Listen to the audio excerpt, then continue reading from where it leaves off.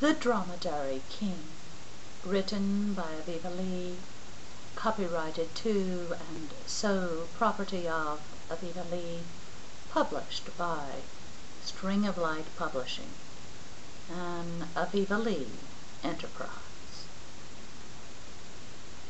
Once upon a time there was a herd of mighty dromedaries, and they had a king.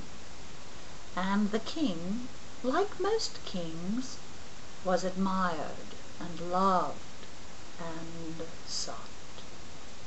And as fate would have it, once in the travels of that mighty herd, the king of all dromedaries attended a royal banquet. And as fate would have it, Butterfly also attended that banquet. And when Butterfly curtsied to the mighty dromedary king, she felt a quiver which she had never felt before.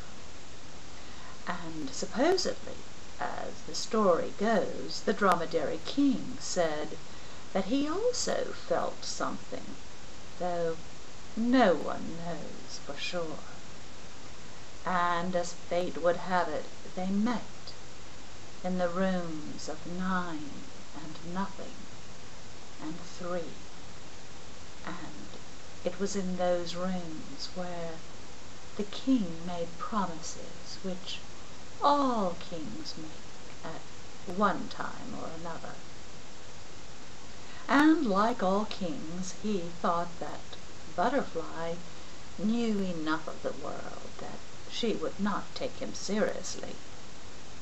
But Butterfly was a very special winged creature, and she did not know guile or deceit, and in fact her loves were twain, and yet one,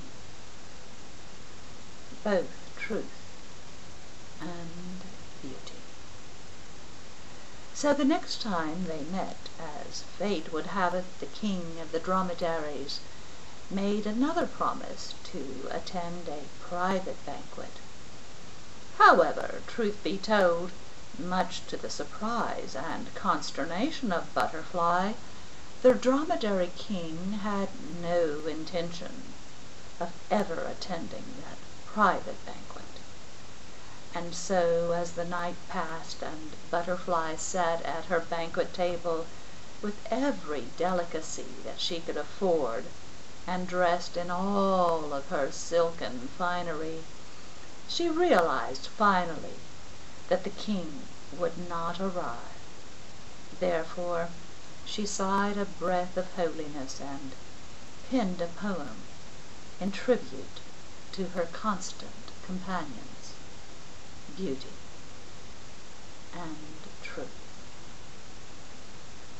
'Twas twilight full, so mine eye did see but faintly a dance commence there, beneath our circle saintly. Entered Truth, and he beheld his lover Beauty, and thus they gazed whilst they sang, O sacred duty! Quoth Truth, as he o'er her bent, Beauty, thou art mine. Quoth Beauty in reply, Yea, I am only thine. 'Twas there they embraced and danced on our lush, lush lawn, his holy ink of blue, her hallowed page of fawn. And as twilight slowly faded into the morn, mine eye beheld then but a single shadow worn. Truth as one with beauty, and she as one with truth. Beauty bejeweled with age, and he adorned with youth. And even now though she still dines alone, when she thinks of the king of the mighty dromedaries, she thinks of this song with his majesty in mind. After all, it was his majesty who said, "Butterfly, my waistcoat never felt so good. Thou art mine only tower of strength, from the breath of day through evening's length. Come, arise within my sight, thou mine one and only knight.